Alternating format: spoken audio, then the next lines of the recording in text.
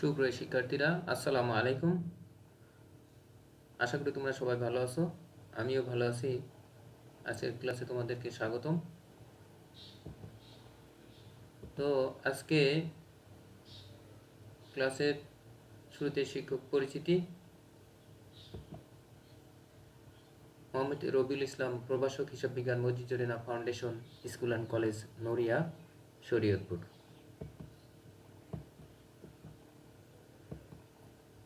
আজকে পাঠ পরিচিতি একাদশ ও দ্বাদশ শ্রেণীর হিসাব বিজ্ঞান প্রথম পত্র। প্রথম পত্রের অধ্যায় 2, হিসাবের বইসমূহ। আজকে এমসিকিউ, যার ক্লাস 2 নম্বর ক্লাস, অর্থাৎ দ্বিতীয় ক্লাস। ইতিপূর্বে আমি প্রথম একটা ক্লাস নিয়েছি, আর আজকে তোমাদের জন্য দ্বিতীয় ক্লাস। আর দ্বিতীয় ক্লাসে তা তোমাদের পরবর্তী যে অক্টোবরের 15 তারিখে পরীক্ষা হবে, তারই আলোকে আমি এমসিকিউগুলো সাজিয়েছি, এবং এখান থেকে আশা করা যায় তোমাদের প্রতি অধ্যায় থেকে যে এমসিকিউ আসবে, এখান থেকে আশা করা যায় 5 থেকে 7টি এমসিকিউ কমন পড়বে। এজন্য তোমরা অবশ্যই ভালো করে অধ্যায়টি পড়বে এবং এগুলো ভালো করে শুনবে এবং বোঝার চেষ্টা করবে। এখানে আমি এমসিকিউগুলো বোর্ড ভিত্তিক, অর্থাৎ অধ্যায়ের বোর্ডে যে সকল বহু নির্বাচনী প্রশ্নগুলো এসেছে, আমি সেইগুলো মূলত সাজিয়েছি। তো এখানে প্রশ্ন নম্বর 308, বিভিন্ন শ্রেণীর হিসাবের ডেবিট ও ক্রেডিট নির্ণয়ের স্বর্ণসূত্র বলা হয়। বিভিন্ন শ্রেণীর হিসাবের ডেবিট ক্রেডিট নির্ণয়ের স্বর্ণসূত্র বলা হয় কোনটাকে? তো এক্ষেত্রে উত্তর হবে আধুনিক পদ্ধতি, উদ্বৃত্ত পদ্ধতি, সমীকরণ পদ্ধতি না সনাতন পদ্ধতি? উত্তর হবে সনাতন পদ্ধতি। ডেবিট ক্রেডিট নির্ণয়ের সনাতন পদ্ধতিকে স্বর্ণসূত্র বলা হয়। এটা 2019 সালে বরিশাল বোর্ডে এসেছে। 309, কোনটিকে হিসাব চক্রের ঐচ্ছিক ধাপ বলা হয়? আমরা এটি ইতিপূর্বে এই এমসিকিউটা বারবার আসে। উত্তর হবে কার্যপত্র। 109 উত্তর হবে গ, কার্যপত্র। 310 নম্বর প্রশ্ন, কোনটি হিসাব চক্রের প্রথম ধাপ? কোনটি হিসাব চক্রের প্রথম ধাপ? হিসাব চক্রের প্রথম ধাপ আমরা জানি লেনদেন শনাক্তকরণ। এখানকার উত্তর আছে খতে। 310 উত্তর খ, লেনদেন শনাক্তকরণ। হিসাব চক্রের যে 10টি ধাপ আছে, তার মধ্যে প্রথম ধাপ হচ্ছে লেনদেন শনাক্তকরণ। 311, ক্রেডিট দ্বারা কোনটি বোঝায়? ক্রেডিট দ্বারা কোনটি বোঝায়? সম্পদ হ্রাস ও দায় বৃদ্ধি। তাহলে এখানে উত্তর আছে খতে। 311তে উত্তর খ, উত্তর হবে খ। 312, নিচের কোনটি হিসাব চক্রের ধাপ নয়? নিচের কোনটি হিসাব চক্রের ধাপ নয়? এখানে পরিষ্কার, নগদান বই হিসাব চক্রের ধাপ নয়। 312 উত্তর হবে গ। 313, হিসাবের গাণিতিক শুদ্ধতা যাচাই করার জন্য হিসাব বিজ্ঞানের কোন পদ্ধতি তুমি প্রয়োগ করবে? এখানে 313তে উত্তর হবে কোনটা? হিসাব বিজ্ঞানের মূলনীতি বা মূল ভিত্তি দুতরফা দাখিলা পদ্ধতি। গাণিতিক শুদ্ধতা যাচাই করার জন্য হবে দুতরফা দাখিলা পদ্ধতি, অর্থাৎ 313 উত্তর হবে ঘ। 314, হিসাব বিজ্ঞানের ধারাবাহিক কাজের প্রক্রিয়াকে কি বলা হয়? হিসাব চক্রের ধারাবাহিক কাজের প্রক্রিয়াকে বলা হয় হিসাব চক্র। উত্তর হবে 314 লাস্টেরটা অর্থাৎ ঘ। 315 নিচের কোনটি হিসাব চক্রের অংশ নয়? কোনটি হিসাব চক্রের অংশ নয়? 315 উত্তর হবে খ, সত্যতা যাচাইকরণ হিসাব চক্রের ধাপ নয়। 316 হিসাব প্রক্রিয়ায় খতিয়ান কোন কাজটি করে? হিসাব প্রক্রিয়ায় খতিয়ান কোন কাজটি করে থাকে? 316 উত্তর হবে খ, শ্রেণী বিন্যাসকরণ।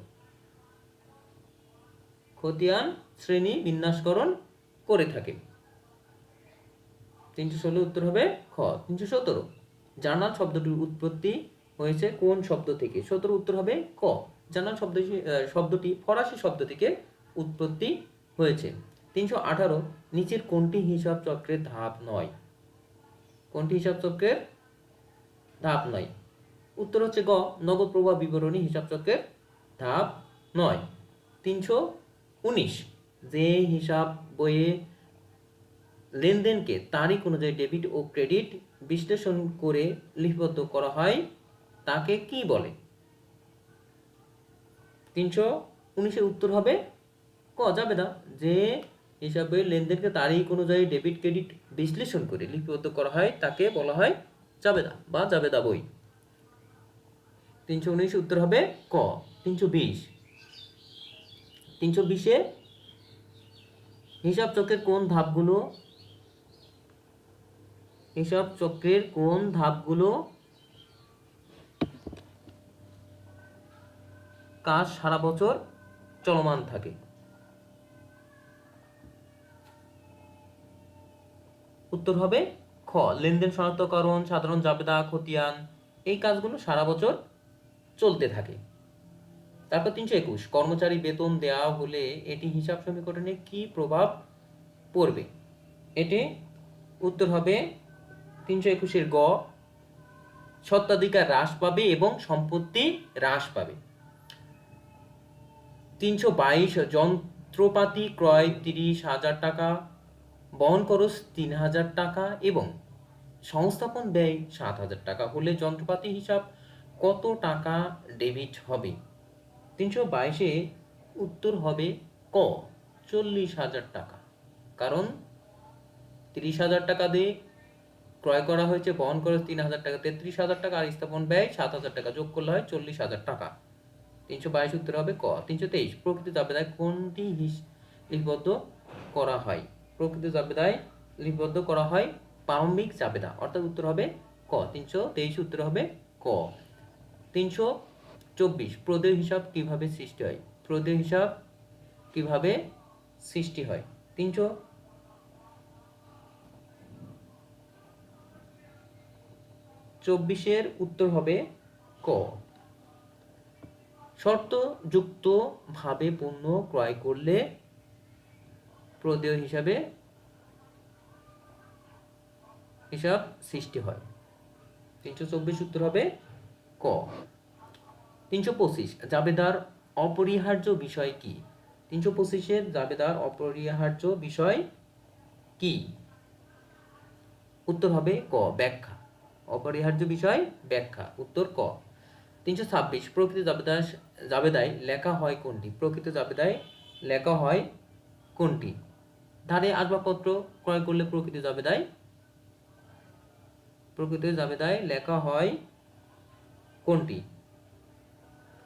ধারের আসবাবপত্র ক্রয় করলে প্রকৃত জাবেদায় লেখা হয়। 327 নিচের কোন বিবরণীটি সঠিক? নিচের কোন বিবরণীটি সঠিক? 327 উত্তর হবে গ, বিক্রয় বইতে ধারে বিক্রয় লিপিবদ্ধ করা হয়, এটি সঠিক, বাকিগুলো ভুল, অর্থাৎ 327 উত্তর হবে গ। 328 2/10 নিট n/30 দ্বারা কি বোঝায়? 328 উত্তর হবে গ, যে 10 দিনের মধ্যে টাকা পরিশোধ করলে 2% বার্তা দিতে হবে। তারপরে বিক্রয় ফেরত 329 বিক্রয় ফেরত লিপিবদ্ধ করার জন্য কোন দলিল ব্যবহার হয়? আমরা জানি বিক্রয় ফেরতের জন্য ক্রেডিট নোট। উত্তর খ 330। যদি বিক্রয় মূল্য পণ্য উত্তোলন করা হয় তাহলে কোন হিসাবটি ক্রেডিট করা হয়? 330-এ উত্তর হবে 330 উত্তর হবে গ। যদি বিক্রয় মূল্যে পণ্য উত্তোলন করা হয় তাহলে কোন হিসাবটি ক্রেডিট করা হবে? উত্তর হবে গ। 330 উত্তর হবে গ, বিক্রয় হিসাবই ক্রেডিট করা হবে।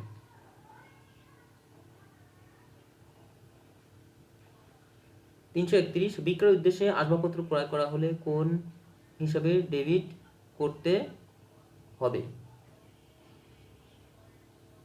বিক্রয়ের উদ্দেশ্যে আসবাবপত্র ক্রয় করা হলে কোন হিসাবে ডেবিট করতে হবে? 331-এর উত্তর হবে ক্রয় হিসাব, কারণ আসবাবপত্র তখন কি হয়ে যায়? পণ্য। এই জন্য 331 উত্তর হবে গ। 332 মালিক কর্তৃক পণ্য উত্তোলন করলে কি জাবেদা হবে? মালিক কর্তৃক পণ্য উত্তোলন করলে জাবেদা হবে উত্তোলন হিসাব ডেবিট, ক্রয় হিসাব ক্রেডিট। অর্থাৎ 332 উত্তর হবে খ, উত্তোলন হিসাব ডেবিট, ক্রয় হিসাব ক্রেডিট।